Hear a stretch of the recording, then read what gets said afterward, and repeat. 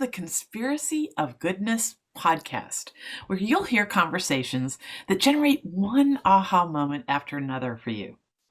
There is an enormous wave of goodness and progress well underway in the world that almost no one knows about yet. And the amazing people leading that wave have insights, efforts, and life stories that are changing the future for us all. You will meet them here. And here's the thing. Even though they're knee-deep in solving some of the world's most pressing problems, what I found is they all still think the future's bright for all of us. Now, I don't know about you, with what I see in the news and social media, I need to see what they see. I need to know what they know about getting around obstacles and finding opportunity in every setback and cultivating what we are each uniquely built to contribute. Because that's what the thought leaders in this wave of goodness and progress are doing. Somehow they've found what they're uniquely built to contribute. So my name is Dr. Linda Ulrich, and I'm founder of the Goodness Exchange, a global website that's been shining a light on insight and innovation going uncelebrated for almost a decade. The purpose of this podcast will be to put a spring in your step so that you can live with less fear and more joy every single day. And we're going to do that today by talking to an amazing guest, Helen Tricky. Helen is managing partner of the Conspiracy of Love. I know, we're going to have to figure out that overlap between the Conspiracy of Love and the Conspiracy of Goodness. And this is, her effort is the world's most inspiring purpose consultancy and a certified B Corp, which I interviewed someone about a month ago. So we're going to explore that wonder too. So Helen oversees the impact at the Conspiracy of Love, and we're going to talk about impact. And she works with the United Nations, consulting about how they talk about the difficult stuff. I know we couldn't get a better description of it than that way. There's a lot of difficult stuff happening in our world at that level, and Helen consults about that. And in fact, last year, she was the executive producer of the biggest speech that the UN ever created from the General Assembly. This is a thought leader who can talk to us about our everyday lives and our purpose and share what she's learned from a range of experience that just blows my mind. Welcome, Helen Tricky. Oh, thank you. Oh, what a pleasure to be here. What an introduction. Thank you very much. Oh, well, I tell you, I came across your work and I immediately contacted my producer and said, we have to get this woman on the podcast. This is someone who can share that. You know, we think that people like you are special. Do you know that? Like that you're somehow different from us. And we're all just regular people outside our little scope of expertise. We're all just regular people. I once met the head of the Mars rover project, and he sat in my Airbnb living room for an entire evening with his big toe sticking out because I made all the guests take off their socks, their shoes, because it was raining outside and I wanted to protect my Airbnb reputation. But, you know, I learned that night he was an amazing man, but he had this area of expertise, and outside of that, he was just like you and I. So I really want you to share with us what you've learned from the scope of this big work you're doing that can affect our daily lives and help us make leaps that you see, I think, are so possible. Amazing. Well, thank you for having me. Is the first thing. You know, it's an honor to be part of this conspiracy that you're creating out in the world. I'm involved in my own conspiracy, and I think we're all part of the larger conspiracy, which is all around using purpose and using love and using for us for business to actually make change in the world, which is really exciting. And yes, I do work with the UN as well, so happy to talk a bit about that. Well, so let's just start just to kind of weave the story together. You know, I came across this story called The Conspiracy of Goodness. It's a story from World War II that, well, when a thought leader I was interviewing told me the story, I was just rooted to the ground. I knew that what we'd been seeing and curating from the internet, all this goodness and progress that no one knows about, I knew that was the same story as the story from World War II called The Conspiracy of Goodness. But tell me how you came up with your Conspiracy of Love. Good question. So I should probably first shout out. So we've got two incredible founders of the business, a guy called Afdel Aziz, and then we have Bobby Jones. And Afdel and Bobby have their own incredible stories of what purpose means to them and why they came to, get involved and actually set up a company like this. So Conspiracy of Love, the official kind of line is that obviously we're all part of this conspiracy trying to make the world better, and we really do believe it's possible. The unofficial line, I think Afdel wanted to call his band Conspiracy of Love at some point, and he thought this was a great time to use that name for something that he was actually going to be doing. So that's where conspiracy came.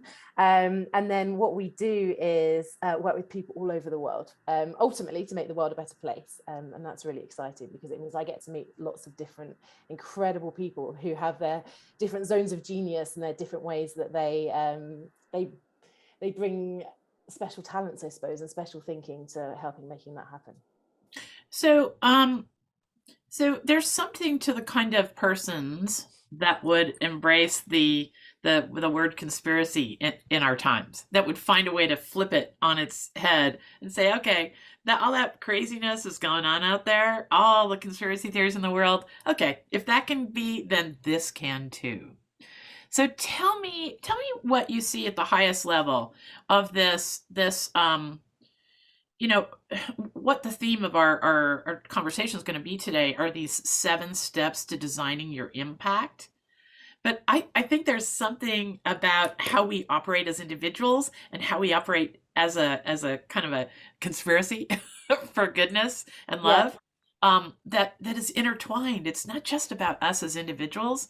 Talk to me about the word impact, because I think that you talk about it on both a big scale and a individual scale, right? Yeah, so impact something that I think we're all learning. We're all learning what it is because I think we all come with our own different experiences and our own different intentions. And intention is one thing, but actually, what is the impact of that intention is another. And my sister is a teacher, and she has actually done impact and intention training. Like, what are those two things, and how do they work together? So for me, it's about what is the mark that you're making on the world, and my job is really looking at what do brands do to make their mark on the world, what do companies do, and what I thought would be fun to talk about today is what I've learned through what companies are doing and how we're helping companies and how I've applied that in my own personal life, because that in of itself is a journey, and that kind of I affect people around me, and I want it to be a better place. I want the world to be more enjoyable. I want people to be able to fulfill their own potential. And so it's about, what is my personal impact? But having learned from working with companies and brands about what their impact is as well. Perfect, perfect, perfect. Let's start with this topic of your what's your purpose? You call it your GPS. Talk to us about this. Yeah, I love this topic. So what Conspiracy of Love does is we take brands through steps. How do you actually find your purpose, and then how do you take that out into the world? And so one of the things we do, and I have to give shout out to a guy called True Pettigrew, who's a coach to some of the people in the team, and he's really come up with this thinking around GPS. And I wanted to talk a little bit about my own GPS, because I've been on a journey. I think all of us have been on a journey over the last couple of years, and what is it about my purpose and what I would like to do? And I think understanding that's my North Star. That's the thing that I have to kind of keep myself in check. Am I really happy? Am I working towards this? So GPS stands for gifts, it stands for passions, and it stands for service in our world. What are those? What are your gifts? What are the things that make you particularly special as a human being? What are your passions? What are the things that get you out of bed? And I'm not necessarily talking about playing the piano really well, but what are the things in the world that you really want to help affect change? And then how do you use those two things to be of service? And I actually was getting coached by Af, who's on our team, Chief Purpose Officer on our team, and he asked me, I can't remember, it was maybe 6 months ago, to speak to friends about what my gifts were, and I had to send out a note and say, hi guys, just doing a bit of an exercise, just trying to work out what my gifts are, could you please let me know what you think? And I say friends, it was colleagues, it was friends, it was people that I'm close to, And yeah, I mean, I'm very British about this stuff. It's not the kind of thing I do naturally. I think women don't do that kind of thing naturally either. But yeah, it was a fun and interesting time. I've actually noted a few points down. I went back through all my notes, and people came back and said, you know, you're again, weird to be talking about myself like this, but you're fun and sparkly. Like, you just bring energy into a room, and that you know, that's a great thing to hear. But then they started talking about real kind of deep gritty stuff, like the tenacity, bravery, all these kind of things that I mean, I love to hear people saying that about me. It's incredible. But actually to know that that's the impact I'm having in the world, that was big. And so yeah, gifts is the first thing to really understand. And then passions, for me, my passions live in people. I just really like people. And I'm not going to sit here and say one specific group of people over another. I love to kind of facilitate and create an area where people can live their best lives and do their best things. And so a passion for me is really about people and kind of providing a space for people to grow and to do great things. I mean, my sister's a teacher. You probably see we probably have quite a lot in common. And then service, how can I be of service? So I think for me, it's about, you know, empathy, understanding people, facilitating an amazing place for them to grow and to be helped. And then bring in all the kind of bravery, tenacity, pushing people. Like I am someone who likes to push for the best. And so to be of service, for me, it's about, we came up with this lovely, funny old phrase, sparking a moral revolution, like sparking that kind of joy, that passion in other people that they want to go on. And that's what you're doing as well. It's the conspiracy. And I've heard someone else use this phrasing, but I love that, because I also, on the side, I'm a semi-qualified pyrotechnician. I started working towards my fireworks license. And so sparkle and spark and all these kind of, that's what I like to do, like light mini fires, go around and light mini fires in other people. And that's really my GPS. That's my purpose. Oh my gosh, that is just such a great way to look at what you're uniquely built to contribute. You heard me mention that in the introduction. I've come across this notion, I'd love you to comment on it, that as I watch, you know, more and more and more in the news, this thing called the Great Resignation being talked about. What did it start out being called? The Great something. Anyway, whatever. I think we've landed on the Great Resignation. But people may have heard about this. You know, more and more people are looking around their workplace and going, "Whoa, I can do better." Yeah. That's the bottom line, isn't it? You know, 100%. Yeah. people with good intention are working for managers who don't have any leadership training, might have good intention also, but they're ill-equipped to face the challenges of being a leader. And that's on upper management, as far as I'm concerned, is not giving people training to handle the responsibilities, which we all know leadership's about as hard as you can do in a family or a small business or a big corporation, right? But my point is that I'd love for you to comment on how this sparking a moral revolution is sort of tied in to these notions that we're all looking around us in our businesses and saying, I can do better. Because I think that comes back to our own moral compass, our own values. Yeah. And I think, you know, you and I have kind of briefly talked before, and I think there's something really special about knowing, especially off the back of the pandemic, you're here to live your best life. And I think relationships are key and part of that. And actually turning up to work every day, you're spending a lot of hours in your workplace. And so I've got a kind of a mental rule, and, you know, it's not easy, and it's not something I can follow every single day with every single person, but there's kind of something inside me that says, you know, life's short. This is actually the anniversary of my dad's death today. He's been passed for 10 years, and that was a really sobering moment where I realized life is too short. And I know we all say it and we all know it, especially recently, but are you bringing the best out in other people, and are they bringing the best out in you? And I think that applies to the workplace as well, because this is not a rehearsal. You don't get a do-over. This is our one time only shot. So I think when it comes to the Great Resignation, people are realizing that. They're realizing that for 2 years they've been locked away at home. They've not been able to see their loved ones. And so GPS is something that's come up in conversation. When Thanksgiving, I was hanging out with my friend's son, recent college grad, and he had no idea what he wanted to be doing. And so we started talking about GP&S, like, how do you want to be of service? And that, I think, the service point relates to work. How do you want to be of service in your work? Because we all have incredible talents, we all have things that we can bring to the table, and the world needs it. So yeah, starting to become familiar with that and understand that, I think, could be really Yeah. useful. I think it could be have considered before the pandemic a luxury Yes, yes, to be able to agreed. think like this, and now the needle is completely moved. Did you hear that research from Accenture? I think it was. I think that's a big consulting firm. They found that 50% of people will say that the pandemic has transformed their priorities.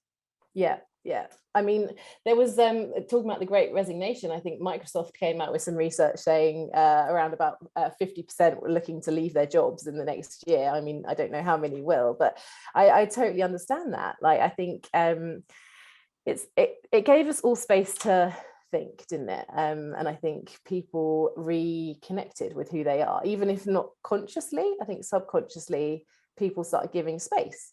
And actually, it's so essential. So it's a really exciting time, as much as you know, it's been horrific and it's been horrible. And I don't, you know, I'm very privileged in that I can talk about it with a level of like energy, because I can see, you know, for me, the future is really exciting. But I know people are healing, people are grieving, and we have come out of a big time. But I think for the world, generally speaking, this is a big moment where we all start understanding what's important. This is a great thing, a great moment to just take a little sidestep because this is so helpful. I have already used something you turned me on to. Oh my gosh, I've used it. Oh, I got goosebumps. I've used it 3 times since you turned me on to it. Because there are people that are healing and grieving. Like a thought leader I interviewed yesterday, Oliver Berkman, he reminded us that we all suffered some kind of loss. It's very rare to meet someone who didn't lose something with the pandemic. Maybe there are people whose lives just went on. Somehow they were lucky, organized in such a way, but almost everybody lost a future that Mm-hmm. they hoped for in some way with some relative or some job prospect or some goal or whatever. Okay. So, talk to us about this incredible little share that you gave me. It's about, because I think it'd be helpful for people who are either grieving something they lost or they know someone who's way out of sorts because of the loss and grief in the pandemic. The Brene Brown video about the difference between empathy and sympathy. Give people a little insight, like you did me, because that's where Yeah. I find that. You can put this in the show notes too. I've already used it 4 times. It's great. It's I mean, everyone loves Brene. Let's start with that. What a woman. You know, she knows her stuff. And actually quite a long time ago, I think, you know, 8 years ago, she recorded a film talking about sympathy versus empathy, and sympathy being the thing that you look at someone from a distance, you feel sorry for them, you're, you know, you kind of, you put those signals out there saying, oh, I know you're going through a tough time, you'll be fine, good luck with it, all that stuff, that actually, what are people going to do with that? And I've been through it myself. Like, thanks, that's really nice for your text, but like, I'm not sure what to do with this information, and you trying to kind of positive me out of this is definitely not helping. And so she talks about actually the skill of empathy, which I think the world could do a lot more of, which is, I love it as a visual that she shares, but it's about kind of crawling down in the hole with the person that's there and being there and giving space to them and giving space to their emotions, and not trying to kind of positive your way out of it or tell them, you know, it's this direction, this direction. It's actually just, as I said, yeah, letting them process, being there. And I think that's, you know, you said goosebumps. I've got goosebumps thinking about it. Everyone should watch this film. Yeah. But I think it's a It's really good short, right? reminder. It's Oh super. yeah, like 2 or 3 minutes. Yeah. And the one I found, which I am going to put in the show notes, I don't know if it's pirated and then done over, or she advocated for this one, but the one I stumbled onto is this incredible cartoon Oh with yeah. the bear and the fox. Yeah. And there's this moment which I saw myself in where the bear is looking down into the person in the hole and he's eating a sandwich saying, "Hey, how are you doing down there? You know, everything's really way better than you think," and eating a sandwich, you know. And oh, how many times have I done that? Because I'm such a positive person that I Yeah. do exactly what you just said. I try and positive people's way out of the darkness, and it's such a bad strategy. And I think comparison as well is, there's a saying, comparison is the thief of joy. But I think people with sympathy, quite often, I used to do it. Well, it might be bad there, but like, look at all these people. They've got it way worse off. Like, think about that. I'll make you feel better. And actually, no, like these are such different situations, and actually kind of allowing that people to feel and, in the context of their life, I think, yeah, it's huge. Well, okay, so we did a little side, but that is a super useful, helpful, practical tip. And of course, we're going to, through this entire interview, talk about practical ways that we can actually use Helen's insights in a way that we can start today living different, living with less fear and more joy. So, Helen, in our recall, we talked about four things that I don't want to miss, and we can take as long as we want on each of them. But you talked about who you are with, who brings out the best self, and and you told some great stories about this pandemic it gives us an opportunity, because we have social distanced, to pick up where we left off, or maybe decide that we need to make a shift. So talk to us about how important who are we with is. Yeah. So we use a principle at Conspiracy called Find Your Allies. And I think on a personal note, it's that, and then it goes deeper than that. Who are the people that who are gonna come in alongside you, but who are the people that are gonna lift you up? And for me, I have an incredible group of friends. They're my people. But I think it's, again, going back to my dad passing away, it's become increasingly obvious that there's a world where we're not all meant to be helping each other. That let's find the people that really do care about the same things and want to lift you up, because there's enough people to go around. And I think I'm quite happy to say that I do a lot of therapy, and I love my therapist. And one of the best things she said to me was, you need to start thinking about people as flavors, right? So especially when it comes to things like dating, when it comes to things like friends, even just in life, it's not necessarily that I'm rejecting you or I don't like you. It's just my flavor's strawberry, your flavor's vanilla. We all have different flavors, and I think understanding what your flavor is and where your energy is coming from. And I have to admit, I'm talking about this as an extrovert. I love people, so I do like a lot of different flavors, but I think that's really important. And then the other part of it is going back to what I was talking about earlier about those people, your flavor people, bringing out your best self. And I think we've all had time to think about things over the pandemic, but we also all went through quite a difficult time. And I remember saying, like, I've never been accustomed to all of us being pretty low at the same time. Like, that's hard. That's where burnout comes from. And so I think also and again, there's a privilege in this, because actually being able to kind of get away from people, or kind of, sever ties if needed. I have a personal example of, I was engaged to be married, and I was sitting in a cafe with a friend a few months before, and they said, are you bringing the best out in your fiance, and are they bringing the best out in you? And I that hit hard, because it spoke to my point about living life and making sure you're doing the best job, and this is not a rehearsal. It hit hard as well because it was my advice to him a few months before, so I was like, hang on, I'm using my own advice on myself. But it's such a huge thing. And actually, I wasn't bringing the best out in my fiance, and likewise for him. And I think being brave enough to say this isn't right, even though the world would expect us to probably walk down that aisle and go forward and do all the things that everyone's expected to do after that.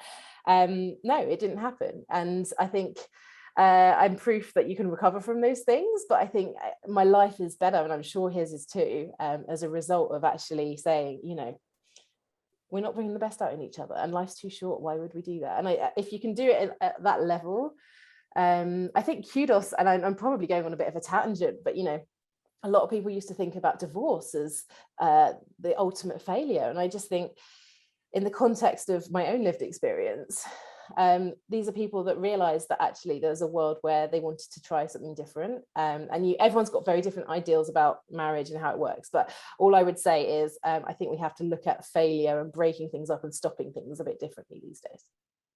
I totally do too.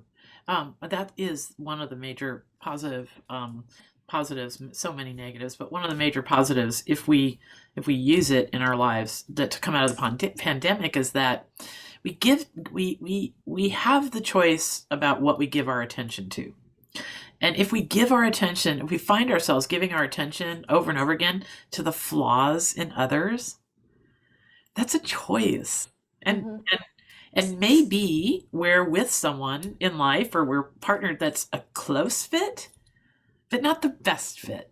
Yeah. Because I do believe that it's okay to just recognize, oh, we're such a close fit, but not the best fit, right? And our life is so precious and so short that I think the pandemic's giving us a permission to go look for the best fit. We may have been settling in bosses, in building our teams, in who we hire, who we fire, who we exercise with. We may have been settling.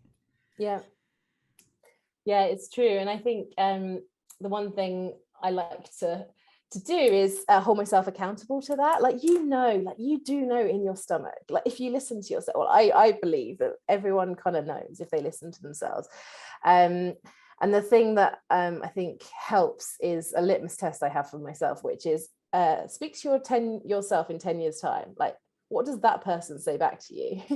And that suddenly becomes quite scary, because if I've got to look myself in the eye in 10 years time, knowing what I know, am I going to listen to what's in my inside, or am I not? I think that, that's the ultimate. It's not about how you're accountable to other people. It's about being accountable to yourself.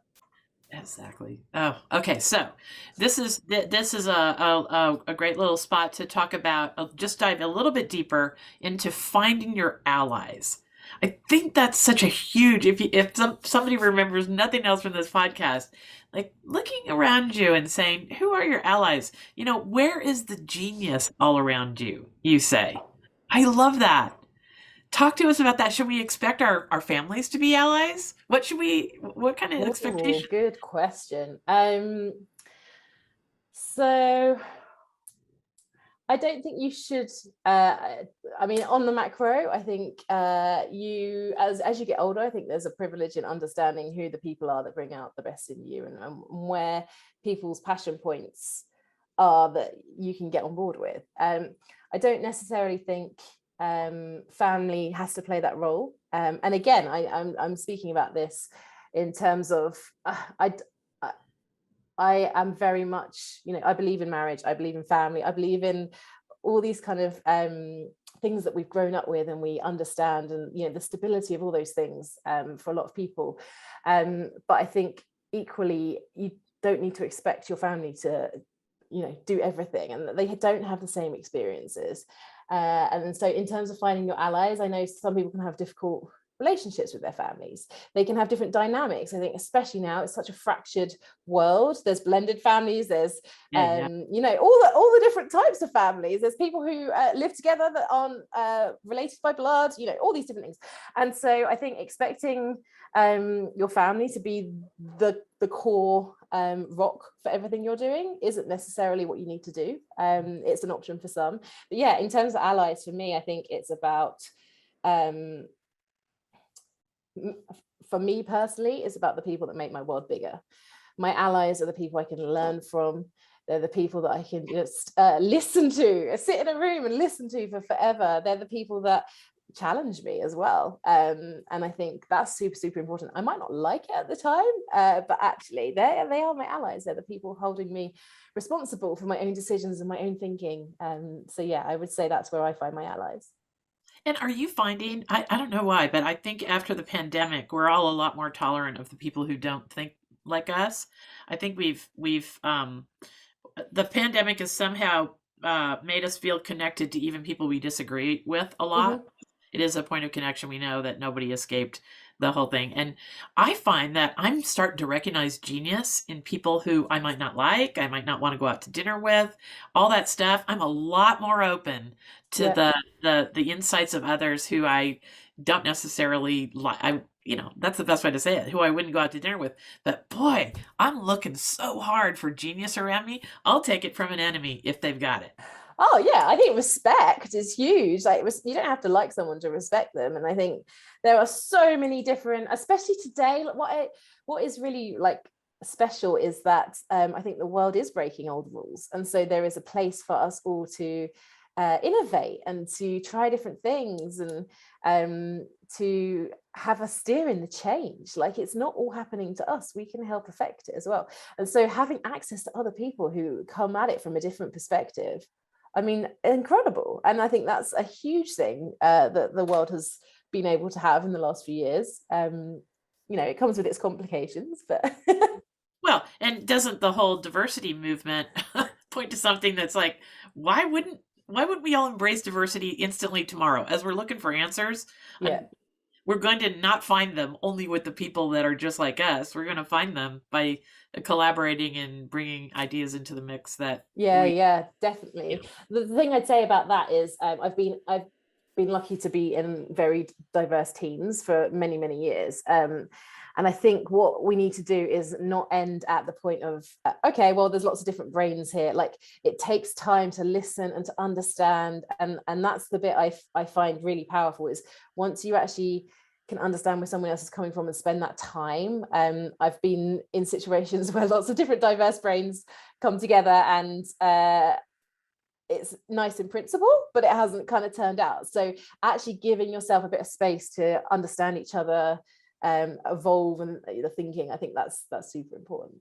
super. That yeah, I think we're just cracking open a bunch of new ways for people to think here going forward. Wish I could dive into every single one of these concepts. Let's shift just a little bit here. We're going to take a break, and when we come back, we're going to talk about what are the problems you want to insert yourself into.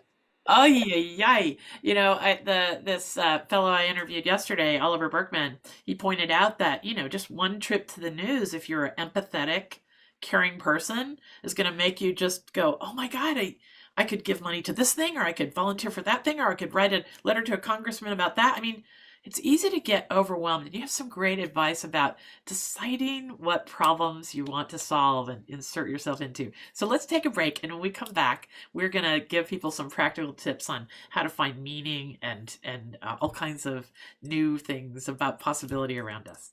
Dr. Linda here. If you are hoping the world is a lot better than what we see on the news and social media, and if you've been overwhelmed by the misery and negativity coming from the screens in your life, I've got a wonderful connection for you. What I've learned after almost a decade of curating the internet for insight and innovation is that there is an enormous wave of goodness and progress well underway in the world that almost no one knows about yet. And that's what led me to create this podcast. And then I co-founded the Goodness Exchange. The Goodness Exchange is an amazing place on the internet now where you can enjoy unlimited access to hundreds of articles that give you a more complete, positive perspective about the state of the world.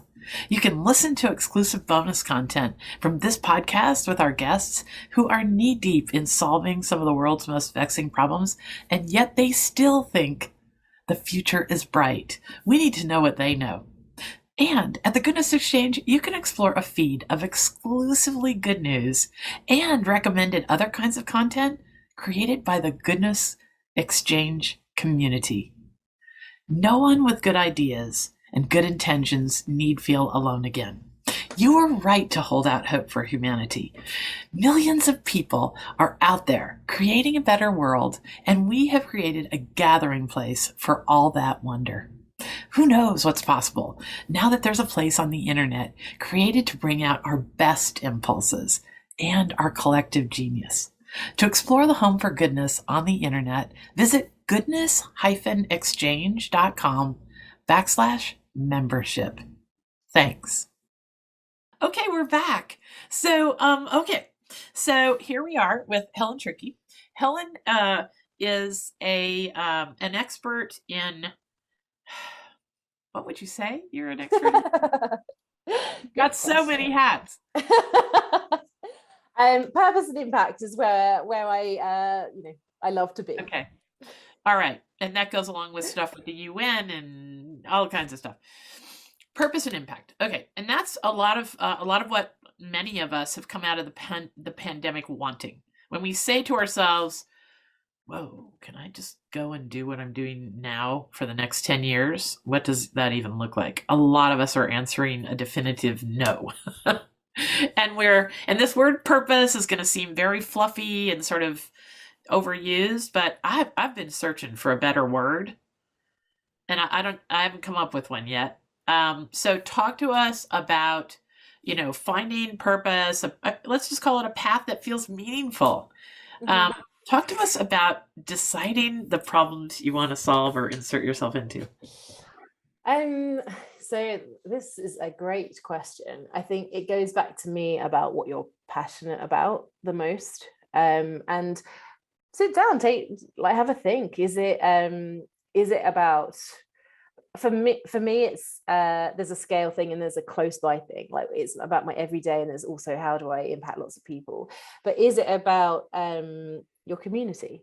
Is it, you want to help locally with local kids? Is it about I think it's quite okay to sit down and have a bit of a brainstorm about what you're passionate about, because you don't have to be all things to all people, and actually spreading yourself so thin probably won't have a huge amount of impact. So sitting there and working that out, and then look at your gifts, go back to your gifts and decide, how do I use those to be of service in the best way? Because it might be that you're not a people person, you'd rather sit at home, but you can write letters to your local politician, or you can get involved in operations with a charity, or there's lots of different things that you can do to kind of lean into those things. So yeah, I think for me it's about giving it space, have a bit of a brainstorm, speak to friends, and then really have a think about where your gifts sit within that as well. You talk about leading with the cool. I do. I love this one. So this is a conspiracy, our little conspiracy, or big conspiracy now. But we talk about the kind of messages out there, and getting people excited. And so cool things, kind of thinking about what inspires you.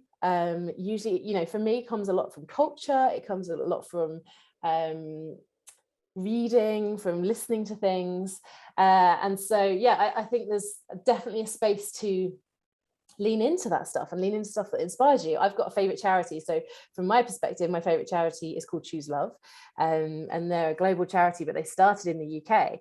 And Choose Love is like my charity. Like, I love the brand, I love what they do. They work with refugees, and this is one of Yeah, the your t-shirt. I'm glad you wore it because I wanted to ask you about your t-shirt. Ellen wore that t-shirt on our pre-call. So talk to us about Choose Love, why it's your favorite charity, and talk to us about the t-shirt and the reactions you get from people. I love that part of the story.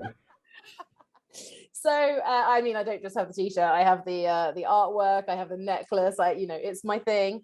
And it's because I think what Choose Love do really well is they work with refugees, or they provide money to local non-profits who work with refugees. And one of their the way they raise money, or one of the ways they raise money, is that you can walk into a store and buy various different things, but never for yourself. You buy them for someone else. And so it's a really, really interesting model in terms of, my Christmas gift a couple of years ago from my sister was a tent, but it wasn't a tent for me. It was a tent for someone else. Excuse me. And so, yeah, Choose Love for me, I mean, those two words is what I'm about, I think. And that's the thing that I gravitated towards. But I wear this t-shirt often. I have a few different versions. And I was walking through LAX at Thanksgiving, and I was in such a grotty mood. I had a mask on, and I felt hot and nothing. Oh God. And then you've got to get on an airplane with all these people, and the pandemic, and I'm quite jet lagged, all these different things. And I was walking through LAX, and this guy was walking past me. He said, "Nice t-shirt." I was like, huh. And then I kept walking, and then another person was like, "I really like your t-shirt." And then I'm walking along again, and then a third person who's like sitting at the gate was like, "Oh, great t-shirt." And the third person, I can get to talk to that person and say, "This is what it's about." And I think, I've got it pretty big letters written here. But I You're don't gonna have think. to sit back. Can you sit back to show your t-shirt? Oh, sorry. Yes, Yeah. yeah, Oh, yeah, very perfect. Yay. Oh, that's yeah. good. um, but yeah, and you know, those connections came from this t-shirt, and that was so unexpected, and I was not inviting those at the time, I didn't think, but yeah, I think really exciting. Well, that's something you and I talked about in our very first meeting. Talk about, because I think this is part of the joy of living like you're proposing we could live, is that you recognize people like you across a crowded room. Yeah, that it's I'm still trying to work out how that works. It's not something I think everybody can do, but I in my first job, my first ever boss, when I left, we had an exit interview and we went out for a coffee, and he said, you've got this skill where you can work out in a room who the decision makers are, or who the people that are going to change things. And he was like, that's amazing, keep that. And this was many, many years ago, and I had no idea what he was talking about. But actually walking into a room, I think there's something, some people have it, I think, instinctively, but I think there's definitely merit if you're walking to a room with a load of people to just take a moment to decide, who do you want to be talking to? Because you don't have to go in and talk to everybody. And actually, it's so cool when you do actually find a connection, and it could be the most unlikely person. But yeah, I think yeah, that's probably one of my more intangible superpowers. You know what I loved about your and I love that concept of finding your intangible superpowers. Because I'm sure that some of what you know about yourself came from that great exercise of just literally asking people to help you identify your gifts. I don't want to scoot over that. That takes some courage. Everyone should do it, honestly. We do it with people through work, and I was always watching other people go through it and thinking, wow, yeah, that's cool, like that's cool that they got to do that, and then I was asked to do it, and it does take courage, but the return on that is next level, because you're seen. I felt really seen. I felt like people saw me, they saw what was special in me. And I would say, if you only do one thing off the back of listening to this, go and speak to your friends, ask them what your gifts are, and see what they've got to say, because yeah, it's a game changer. Lovely. I find that in moments like that, through my years and years talking to patients, a quick tip about that is to be vulnerable first. Like when you have to do something that you want other, because it is a little bit of vulnerability to tell your good friend what their gifts are, because it can Mhm. be like it can be a way of sort of implying that they're not a whole bunch of other things. Yeah, no, I think that's an amazing tip for life generally. I Yeah. don't think, and this is a much more Brené thing than my thing, but you know, Brené talks about vulnerability and setting the scene and setting the tone for that. And again, I think that's a learned thing. I don't think that's necessarily something that we're all, especially in this crazy world, like to be vulnerable when there's so much being flung at you from all sides. That is where the bravery is, definitely. Yeah, I found that I've never asked a patient about their weight, their age, their meds without commenting on my weight, age, or meds first. Yeah. And then the conversation flows on. So that's just a little side trip into vulnerability that I think could be helpful for people. But here's what I really want to point out that you've been talking about for the last 5 minutes. I think it's this doing things that invite like-minded people to connect with us. Like your t-shirt invites like-minded people to connect with you, right? Like what else is there to do that invites like-minded people to connect with us? Sort of sends a signal.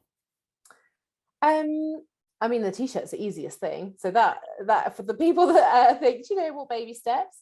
I think there are things like, I mean, I've just joined a WhatsApp group with 150 women, and it's amazing. And it's through a club here in London, but these women are talking about how they're making an impact. These things exist. It's incredible. Yes, Watching. Go on. Sorry.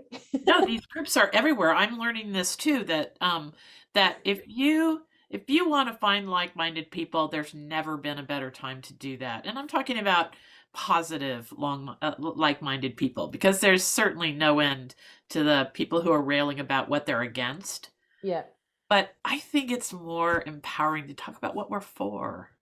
And what Love. we're yes, I love that. I love the values like love and trust and making a difference. And I think it was a conversation we were having this week actually at work was the world needs to feel like it's winning. We need to feel like we're winning. We can't you can't fight every single day. It's exhausting. And so find those people that make you feel like you're winning. Because I think that's again, we're in it for the long run, aren't we? No one's planning on not being around tomorrow, so let's set up our lives so that we have got that energy coming in and those people around us. That's lovely. That is absolutely lovely thought. Find those people who make you feel like you're winning. Oh, that's precious. Okay. And that would lead to the next topic that I wanted to ask you about. You talk about who are the change makers? Like how, and I always talk about let's start giving our attention to the thoughtful, measured, helpful voices. Yeah, I think this is an interesting time because there's a lot of voices out there. There's a lot of people putting their opinion out there. And as someone who, you talked about it at the beginning, like my natural role is as a producer, and often a producer is heroing the other people. And so I wrote down this Instagram post that one of my friends posted. The planet doesn't need more successful people. It needs more peacemakers, more healers. It needs storytellers. It needs lovers of all kinds. And I was like, yeah, it does. Like, these are the people actually creating actionable difference. And we need inspiration as well. I don't think it's one or the other, but I do think we need to provide more space for the people that are actually taking their time and are creating that peace, are creating that connection, because those things are quite hard to talk about. But they're the things that make a huge difference. And I believe there's a sea change coming. I cannot pass through a day when really good, smart, very curious people don't tell me they've turned off the news entirely. And I've never been an advocate. You might think I would have been, curating the internet for good news. But I've never been an advocate for tuning out the news because I don't think being less smart about the things happening in the world is going to help us make better decisions, or less aware, right? But there's definitely a medium ground where at least I hit the highlights. I either go BBC or NPR for 15 minutes a day at a certain time. Yeah, I do both. I do NPR driving into work, and I do BBC coming home. It's a 15-minute drive. I get my half hour. I figure if they don't mention it in that half hour, right at these two prime times, then it's not that big. But that's a little nice practical tip for people. But by tuning what we don't like out and the craziness out, that's one way of making your click a vote. I'm always advocating that we can control our incoming on the internet by just not giving our attention to any negative comment, period. And our algorithms pick right up on that, and they stop serving us that. Yeah. So I love you sharing this Instagram post with us, because here's the thing. That is a powerful thing. You sent it to me. We'll put it in the show notes so people can see it. It's a nice graphic. But, if we share this stuff, if enough of us share this, that is what will rise to the top in our online lives. Yes. Yeah, absolutely. And I think you can follow, like, there's some practical things, like on my Instagram, I actually have, I follow like certain hashtags. So things so living with purpose, for example, and that might not be the right hashtag for everyone, but it actually just pulls all that kind of stuff out and puts it in my feed. And so actually being able to follow the positive stuff that I've chosen to opt into, it's a much nicer experience. Well, we can't go here without talking about the ripple effect. People are the best media, you said. How to make other people, share the good stories and each other's good stories. So talk to me about the ripple effect and how that falls into the conspiracy of love and your idea. So I think influence is still a huge thing, and actually empowering people to be able to tell your story and pass on what you care about is huge. So I don't think none of us can create change by ourselves. And actually having a community of people is huge. That's the conspiracy, right? That's the philosophy of what a conspiracy is. And I think for me, it's about surrounding myself with people, not only who push me, who make me better, but also who can take what we have, our collective thinking, and spread that to the next set of people, the next generation, the next group. And that is, I think that's probably another superpower of us kind of producer types, people who actually think about things not only as an idea, but how do we actually make this idea happen, turning the thoughts into action. And I think especially women out there who know how to kind of mobilize communities, who know how to I've seen it live. There's so many women out there who are able to just bring together the mums at the school, or bring together the church group, or all these different kind of communities. I think don't be scared of the ripple effect of those communities and what they can do.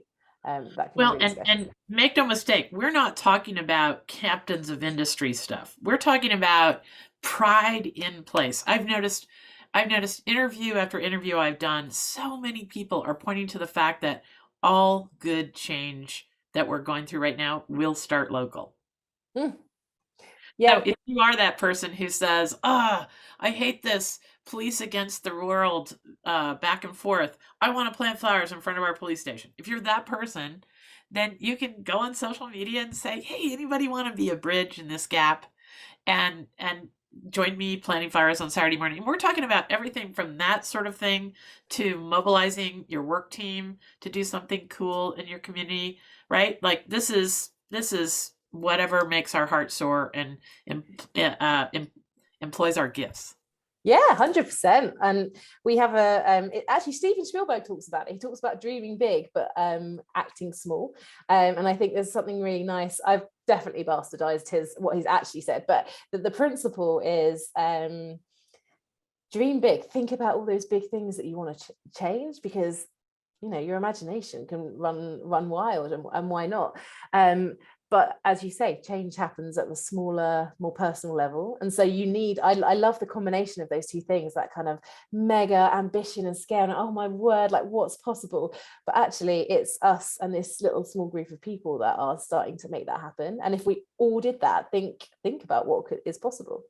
Yeah, I just look at it like a starry sky with just wonder. And that's the essence of the website at the Goodness Exchange. It is that we are looking at all the people we meet and that we write about and that we're interviewing, and all the people in the community there at the Goodness Exchange, and saying, okay, we are all just little independent points of light out there doing good, until we come together with each other, until we start forming clumps. And that's how stars are formed. It's trillions of tiny particles that eventually come together, and that's what a star is, that burns with billions of megatons of energy for eons. Yeah, I love that. Amazing. Yeah. It's so beautiful, so exciting. Okay, as we wrap up here, Helen, I want you to talk to us about next steps. So people are going to go away from this interview and they're going to be like fired up. I want a t-shirt about something that connects me to others and announces what I'm for and all this stuff. And I want to lead a life with purpose. And what's next? What do we do next? I think all of this is evolving always. I don't think this is a standing target. And so to be honest, the very initial next step would be, I think, have a go, show up, have a go, see how it works, and then spend time with yourself to review it. Like I work with people, I work with a therapist, I work with a team who we're constantly reflecting on what could be different, what could be better, what is working, what isn't working. And I think that would be the first thing, to be honest. I don't think you need to boil the ocean ongoing continually, but I would challenge anyone to kind of try some of these things and not see new doors opening, and not see that actually these, different things, there are different opportunities. But keep coming back to yourself. Like, that is the most important thing, because you can get caught up in other people and all the different things that you're doing out in the world. And if you're not checking in with yourself, I think it's really easy to get lost. Yeah, so pick one of the things that resonated with you in this conversation, and just start somewhere. This is what I'm telling everyone. I've had a heck of a year. I broke my arm a year ago, and the numbness never went away from my left hand, and so I've lost my lifelong profession. I was a dentist for 30 years. My mother has passed away. My sister-in-law has passed away. A brother-in-law has passed away. I lost this cabin on the family farm to a horrible accident. It's been a heck of a year. And the one piece of advice I tell people is, well, there's two, is I didn't realize how much living a life for the last decade in this conspiracy of goodness world, looking for goodness, looking for people with insights that can help me be my best self. I didn't realize how valuable that would be till I hit this terrible year. And I've managed to keep smiling. And here's so decide what you give your attention to would be my piece of advice. Find people like Helen. Find groups like she's described that are out there that send you soaring. And my second piece of advice is put one foot in front of the other every day. That's all you have to do. It doesn't have to be a leap. Just one foot in front of the other. And these things that Helen's been talking about for the last hour will just become part of a richer life that's available to you. Yeah, I love that. It doesn't even have to be one day at a time. It can be an hour at a time if you need That's it to right. be. Yeah. So Helen, I know people want to connect with you in lots of different ways. What's the next step? Where do people find your work and all this, everything that we referred to and everything that Helen's going to say now is going to be in the show notes. How do people go further with you? So, good question. I would say you can check us out at conspiracyoflove.co if you're interested in what we do as a team. For me personally, I think I'm one of two Helen Trickies in the world. I would just Google me. The other one's in Australia. I don't know if she would enjoy the chat, but maybe. So yeah, I would just Google me. My information's pretty much everywhere online. So yeah, I'd love to say hello. Great. Well, thank you so much. Remember to check out the Goodness Exchange. That's where you're going to find hundreds of other people, well, no, thousands of other people who are in this wave of goodness and progress that I'm trying to elevate. And the number one thing you can do to make the world a better place in your own niche and the greater good is to support people like Helen who are putting fresh ideas out that are all about making the world a better place for everyone. So head over to the Goodness Exchange and join us there to get more connection to all this wonder, and you will live with less fear and more joy. Thanks. Have a great week.